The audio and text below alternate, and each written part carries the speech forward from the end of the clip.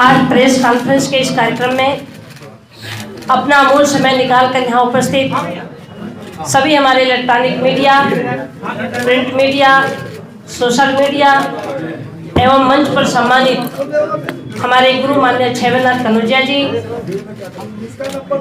अपना अमूल्य समय निकालकर यहाँ उपस्थित सभी हमारे पिता तो बुजुर्गों, माताओं, बहनों, भाइयों, आप सबका मैं हार्दिक स्वागत एवं सादर जय भीम करती हूँ। आज का प्रेस हमारे लिए बहुत खुशी का दिन है कि तमाम दलों को छोड़कर हमारी पार्टी कांशीराम बहुजन मूल निवासी पार्टी में विश्वास कर कांशीराम बहुजन मूल निवासी पार्टी ज्वाइन कर रहे हैं। मुख्य रूप से पीस पार्टी में कार्यरत रहे मोहम्मद आरिफ हाशमी एडवोकेट साहब जी, उनके साथियों के साथ आज कांशीराम बहुजन मूल निवासी पार्टी ज्वाइन कर रहे हैं। मैं कांशीराम बहुजन मूल निवासी पार्टी में आपको सदस्यता कराते हुए कांशीराम बहुजन मूल निवासी पार्टी के प्रदेश अध्यक्ष पद पर मैं आपको नियुक्त करती हूँ।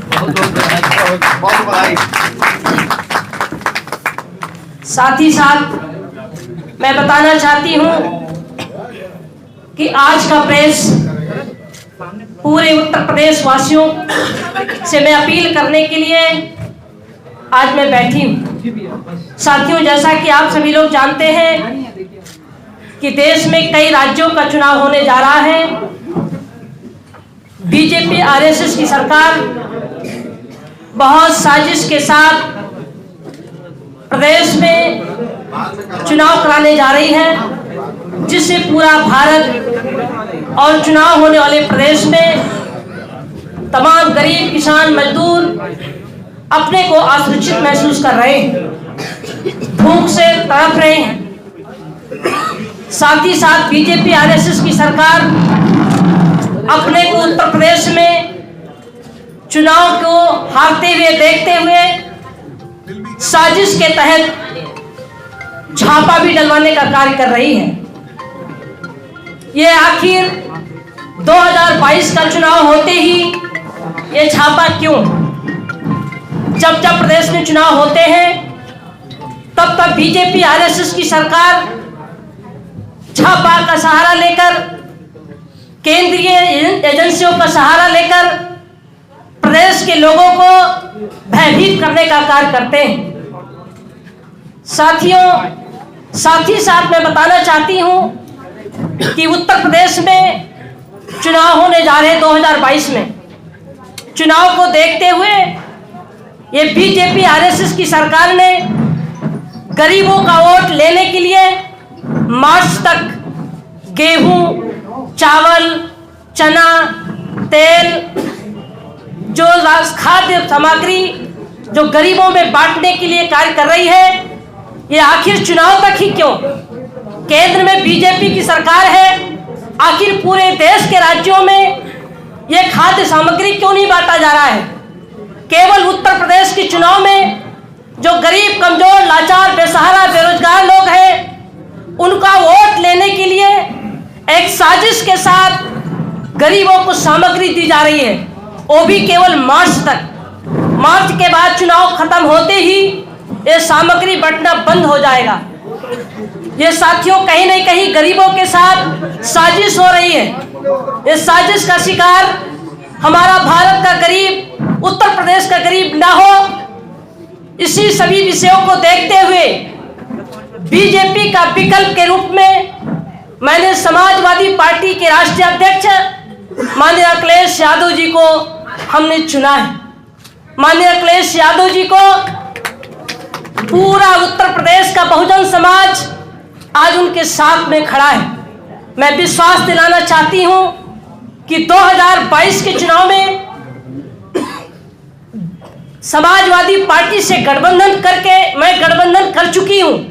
हमारा पूर्ण रूप से हम समाजवादी पार्टी से गठबंधन हो चुका है और पूरे उत्तर प्रदेश में बीजेपी को सत्ता से बाहर करने के लिए समाजवादी पार्टी को उत्तर प्रदेश के मुख्यमंत्री माननीय अखिलेश यादव जी को बनाने के लिए मैं निर्णय ले चुकी हूं, हमारा गठबंधन हो चुका है। साथियों, मैं बताना चाहती हूं कि आज प्रदेश में कोई भी अपने को सुरक्षित महसूस नहीं कर रहा है।